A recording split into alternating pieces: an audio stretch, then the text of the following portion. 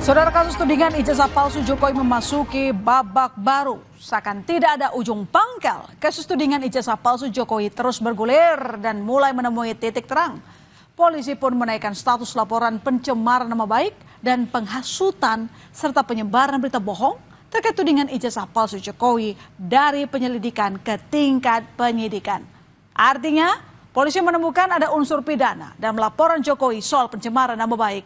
Pertanyaannya, siapakah nama-nama yang ditetapkan polisi sebagai tersangka dalam kasus ini?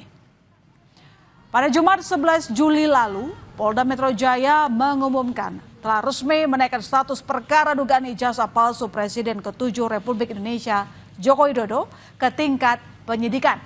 Kabid Humas Polda Metro Jaya, Kombes AD Ari Syam Indradi, bilang status penyidikan ditetapkan setelah penyidik menemukan adanya unsur pidana usai menggelar perkara pada Kamis lalu. Kombes AD Ari menyebut dari 6 laporan terkait ijazah Jokowi, Polda Metro Jaya menaikkan 4 perkara ke tahap penyidikan. Salah satunya adalah kasus yang dilaporkan oleh Presiden ke-7 Republik Indonesia Joko Widodo terkait pencemaran nama baik dan fitnah. Selanjutnya polisi akan memeriksa pihak-pihak terkait dalam tahap penyidikan. Berdasarkan hasil gelar perkara tadi malam, maka terhadap laporan polisi yang pertama, pelapornya adalah Saudara Insinyur HJW.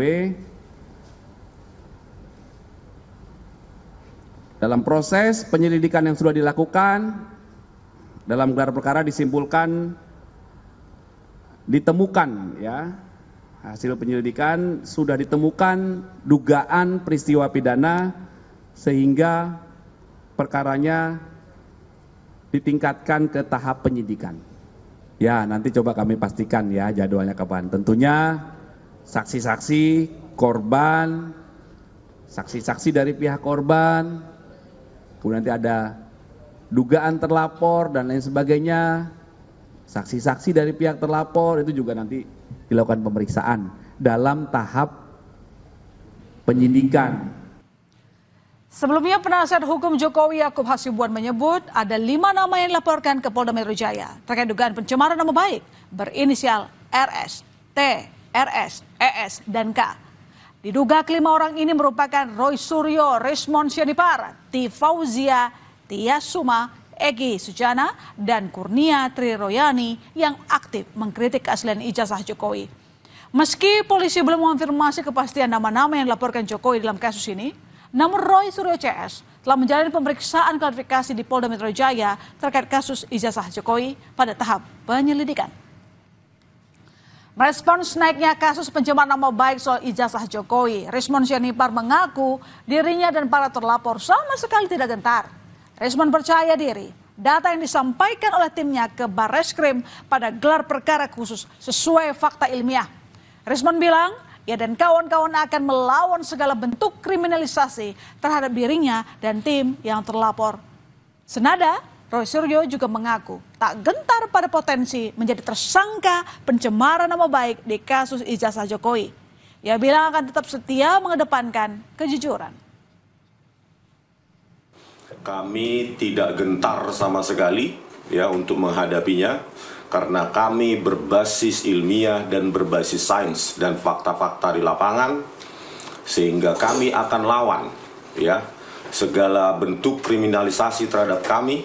Ya, kami tidak gentar sama sekali. Kami akan melanjutkan perjuangan ini karena kami tidak ingin ke depan seorang presiden ya memiliki latar belakang pendidikan yang diragukan oleh publik. Enggak apa-apa, enggak lihat saja kalau gentar kan sudah bisa kelihatan. Alhamdulillah Dr. Rismon, saya, Dr. Tifa dan semua itu kita tetap setia mengedepankan kejujuran dan fakta. Perkara nanti apakah Polda Metro akan meneruskan dan menyidik, ya itu tugas mereka. Sebelumnya pada 30 April lalu, Presiden ke-7 RI Joko Widodo mendatangi Polda Metro Jaya untuk melaporkan dugaan pencemaran nama baik dan penghinaan terkait ijazahnya. 5 orang dilaporkan dalam kasus tersebut. Jokowi menyebut alasan melapor agar memberi pelajaran pada pihak yang dianggap telah memfitnahnya. Jokowi merasa tudingan ijazah palsu telah menghina dan merendahkannya.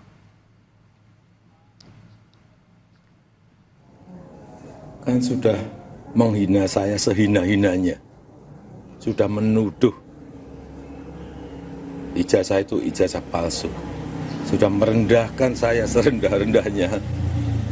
Ya nanti dibuktikan lewat proses hukum.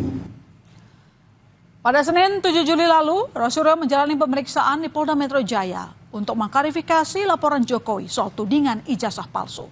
Roy mengaku dicecar 85 pertanyaan oleh penyidik. Tapi Roy bilang dia enggan menjawab pertanyaan penyidik yang menurutnya tak berkaitan dengan kasus. Roy juga mempertanyakan poin pelaporan soal dugaan dirinya menyebarkan berita bohong. Buat apa kita memberikan keterangan kalau ternyata keterangan itu malah nanti akan digunakan untuk menjerat kita dan teman-teman semuanya. Mana akibat SARA, suku, agama, ras, dan antar golongan yang kami buat. Kemudian tentang kebohongan yang kemudian menimbulkan keonaran di ayat 3-nya. Juga nggak ada juga. Jadi karena itu tidak ada semua, maka kami tadi sepakat ya, kami hanya diperiksa tentang ditanya di awal depan, nama dan kemudian bagaimana kondisi kesehatan. Tapi seterusnya ya karena nggak ada hubungannya, ya makanya ya udah lanjut saja. Sebelumnya Rismond Sianipar juga telah menjalani pemeriksaan di Polda Metro Jaya terkait kasus yang sama. Rismond mengaku mendapat 97 pertanyaan dari penyidik, salah satunya soal metode ilmiah yang dikajinya dalam meneliti ijazah Presiden ke-7 RI Joko Widodo. Termasuk juga dicecar soal konten di akun media sosial miliknya. Selebihnya, Rismond bilang ia tak berkenan menjawab pertanyaan penyidik karena dianggap terlalu teknis. 97 totalnya ya pertanyaan terkait dengan akun X saya juga ya, akun X @sianiparismon dan akun diskusi saya dengan Pak Roy Suryo di Diskursus ya, di Diskursus.net. Berikut juga dengan sejumlah video saya di akun saya di Balige, akun YouTube Balige Academy, di mana saya mengkaji, menganalisa lembar pengesahan dan skripsi dari Pak Joko Widodo. Sementara itu Egy Sujana yang juga jadi salah satu terlapor menilai perkara ini tak akan berlarut jika Jokowi mau menunjukkan ijazah aslinya. Bahkan Egy bersedia meminta maaf jika Jokowi mau menunjukkan keaslian ijazahnya. Namun selama Jokowi tak menunjukkan ijazahnya, maka Egy bilang akan terus memperkarakan kasus ini. Saya pernah bilang di pengadilan, jika Jokowi menunjukkan ijazah asli, case close, tutup kasus. Saya minta maaf maupun mau. Tapi kalau tidak ya saya kejar terus. Sudah kurang lebih 4 tahun berjalan ini. Tifauzia Tiasuma atau Dr. Tifa juga memenuhi panggilan penyidik Polda Metro Jaya pada Jumat 11 Juli. Pemeriksaan terkait dugaan penghasutan ijazah Jokowi. Dr. Tifa mengaku mendapat 68 pertanyaan dari penyidik.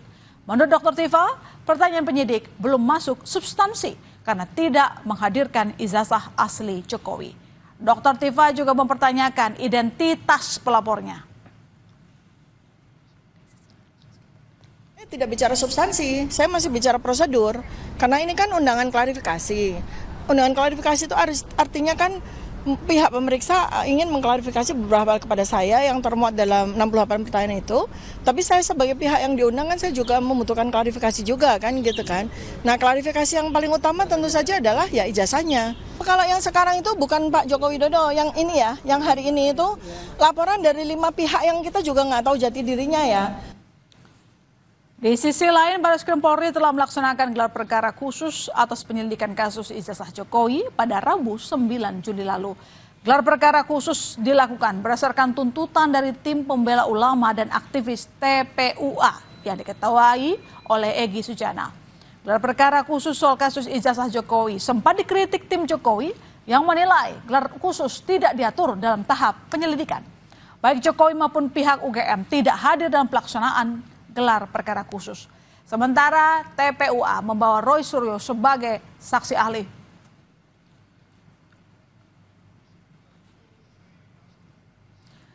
Adu argumen soal ijazah Jokowi pun terjadi antara Roy Suryo dan penasihat hukum Jokowi Yakub Hasibuan. hadir sebagai ahli dalam gelar perkara. Roy Suryo mengklaim ijazah Jokowi palsu. Roy bilang kesimpulan itu didapat berdasarkan hasil uji saintifik ijazah yang ia lakukan dengan menggunakan metode error level analysis. Menanggapi klaim Roy Suryo, penasihat hukum Jokowi Yakub Hasibuan menilai hasil analisis Roy CS tidaklah valid.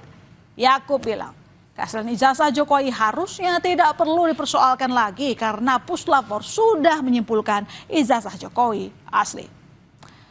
Selain di Jakarta, gugatan ijazah Jokowi juga dilayangkan di Solo. Seorang pengacara Muhammad Taufik menggugat ijazah Jokowi ke Pengadilan Negeri Surakarta.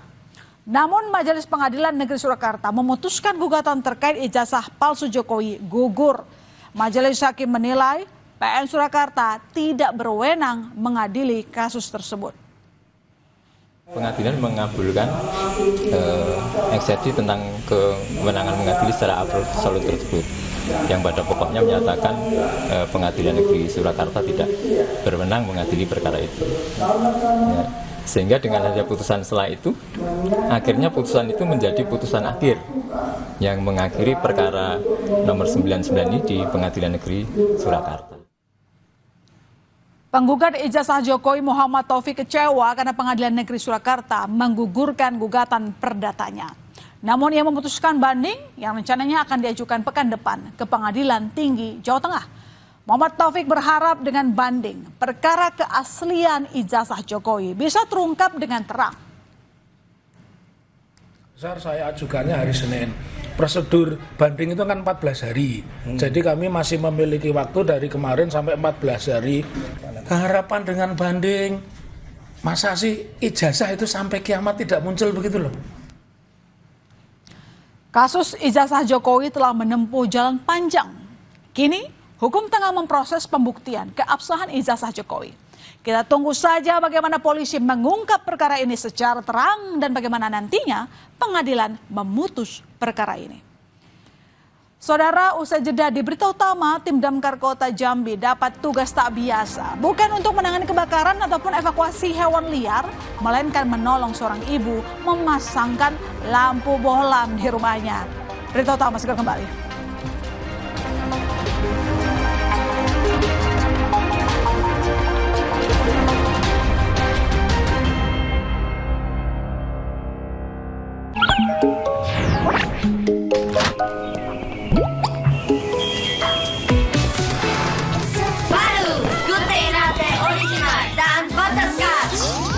Rasa-rasanya rich and smooth.